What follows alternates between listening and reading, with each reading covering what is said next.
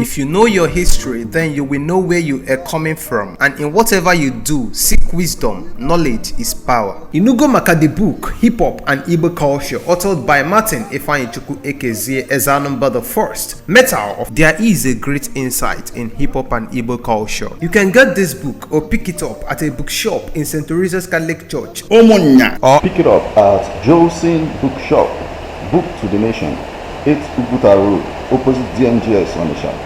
Call 080-3338-2643 or 080-3791.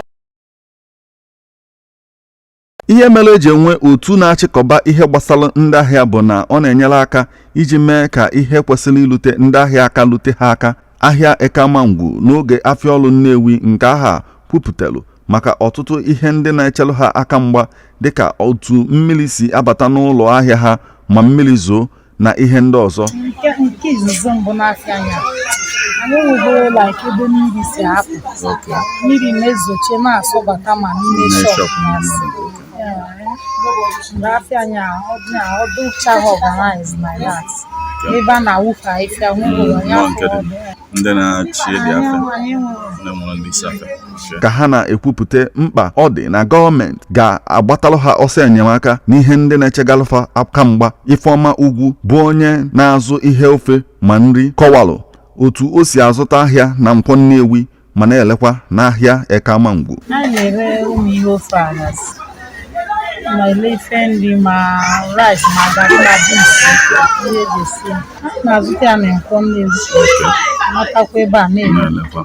Anyị nwere ike ịzụta ha yes 100 naira ma ire gị ile ife dị ọnụ tụmụchi. N'agbanyeghị ka ihe isi ike na njọ ahịa si emetụta ndị na-azụ ahịa na Ekeamangwu n'oge dịka ugbu a, ụfọdụ n'ime ha kwenyere na mgbe gọvanọ Soludo lụsịalụ ụzọ ọ na-alụ n'iru ahịa ha na ụfọdụ ihe ga-agbanwe. Ife a akụkpọsịsịrị shade, ụfọdụ ndị na-ele biya palọ na kpụsịrị anakpụ. Ebe anyị nọ ịpụ na n'Ifeje na-emebisịrị ebe anyị nọ, so abịa ya haziri uto na chọpụ ya na-akụrisịrị ya akụrisị. Ozi ife anyị ghọtara anyị na-eme ka eme ngwa mmeri anyị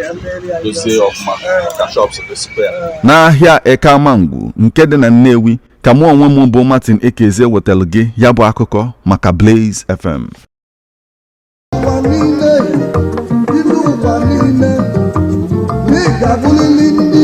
If you know your history, then you will know where you are coming from, and in whatever you do, seek wisdom. Knowledge is power. Inugo maka the book Hip Hop and Igbo Culture, authored by Martin Ifeanyichukwu Ekezie Ezanumba the First. Metal of There is a great insight in hip hop and Igbo culture. You can get this book or pick it up at a bookshop in St. Teresa's Catholic Church, Omonya, or pick it up at Joseph's Bookshop, Book to the Nation, 8 Uguta Road, opposite DMGS on the shop.